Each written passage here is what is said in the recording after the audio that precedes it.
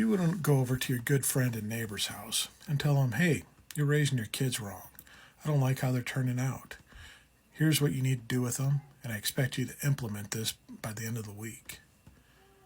You're probably going to lose a friend, and they're not going to like you anymore, and they're not going to implement anything because that's insane behavior to do. And I read some articles and saw some stuff today saying that America was doing the same thing over in France, saying, hey, we have contracts with you French businesses that operate within inside of France, and we want you to follow our DEI policies, or lack thereof of DEI policies. Go against the law of your own land and fall in line with what we believe, or we're not going to do business anymore. And the simple truth of the matter is these companies are kind of handcuffed. They can't do anything about it because they have laws of their own land that they have to fall under, that they have to obey, that takes precedence over America's feelings and their own preferences and how things work. And it gets me wondering on a couple things here. One, is this just the administration trying to push the envelope as far as they can to see what they can get away with? And I teeter between that thought and, is this just American exceptionalism, where we know what's best for ourselves, everyone in our country, and everyone in the world, and everyone better fall in line, bow the knee, and understand that this is what's going to make the world great again. And it's just simply not true. I mean, you look at America, and it's not number one in anything, even though we want to beat our chest and claim that we are. We are number one in a couple things, like population in prisons and stuff like that. We incarcerate more than anyone else in the world. So we got some good qualities in us, I guess, in that matter of fact. But anything that would lead to happiness and fruitfulness of life, we're way down the charts on it. Yet we want to keep pushing this exceptionalism on everyone and just saying our way is the best way and you need to fall in line because we know what's best for everything else. And we're not going to listen or look at examples or facts coming from other countries that show quite the opposite, that opposite ways of living, socialistic ways of living life tend to mean happier people, happier citizenship, and more healthy and well-adjusted people that live in that country, that participate in the country to a better extent than anything that's here.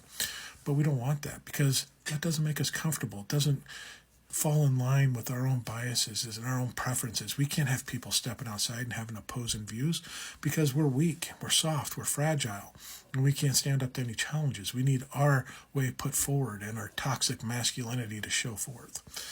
And it's just sick and deranged on how we're doing this. And it's this just opaqueness that these people have that, I shouldn't understand, but I do understand, is just that this cognitive dissonance that I'm being told we're the best, so of course we're the best. My great orange leader's saying all this stuff, and I gotta believe him because whatever he says is true no matter what comes out of his mouth, and he says we're the best, so that's what we are, and we got to make it in the world. And then you see him trying to go over to Greenland and send over the vice president of Guyliner over there to win the people over there, and then gets sent home days early from his trip because of the unwelcome attitude that the Greenlanders had towards him and his wife. They understand. They don't want part of this shit show that's going on here. They have it pretty good over there. They have great health care that's provided for everyone over there. They have 38-hour work weeks. They have year-long paternity leaves for their newborn mothers and fathers. They have a great way of life. And they understand that they'd have to give all that up to join the garbage fire that we have right now. And not only that, their beautiful land that they have and admire and love and adore is going to be pillaged and rummaged through to be scrapped out for ore and metals and everything else that we can pull out of it, because we're not looking in this for an equal partnership or anything like that. We're just looking for the benefits of what their natural resources could possibly be, and a stepping stone to the melting polar caps up north, so that when them mineral fields start opening up to be scavenged, we have a hop, skip, and a jump from Greenland to get to there. They see that there's no benefit for them by joining us and have absolutely no desire to join in. Same with Canada. They have a similar situation. They have it great up there with how they're living every day to day.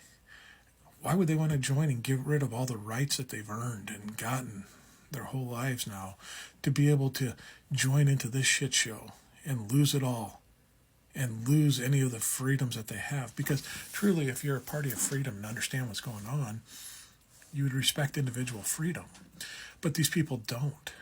They don't. They want you to sacrifice that individual freedom for groupthink and fall in line with what the party says. Come in and join us what we did. And this whole idea of groupthink and following the party and the party's the best thing doesn't have a great track record. You think of Elon's favorite group, the Germans of the 30s and 40s, or Stalin's Russia or Mao's China, and see how well following the party and boosting the party up did for everybody there. People suffered. A lot of bad things happened in them countries during them times. And it was just appalling to hear and see, and from history reports it, but that's what our leadership wants.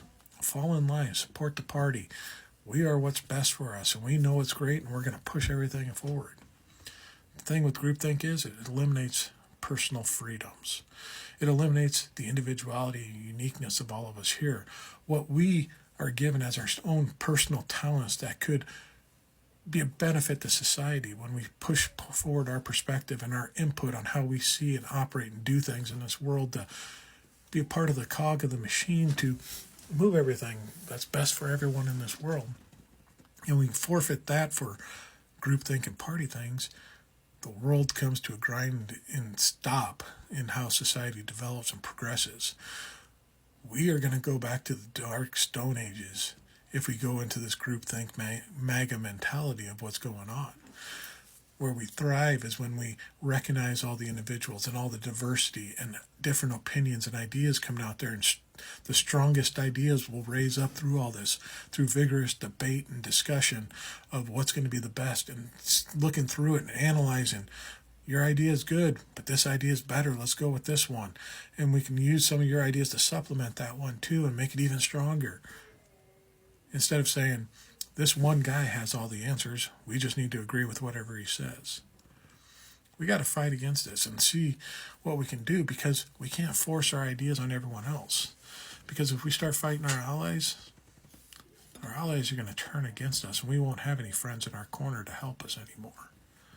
It's a scary thing to go through, but the simple truth of the matter is I don't know how to wake up these people and let them see what's going on.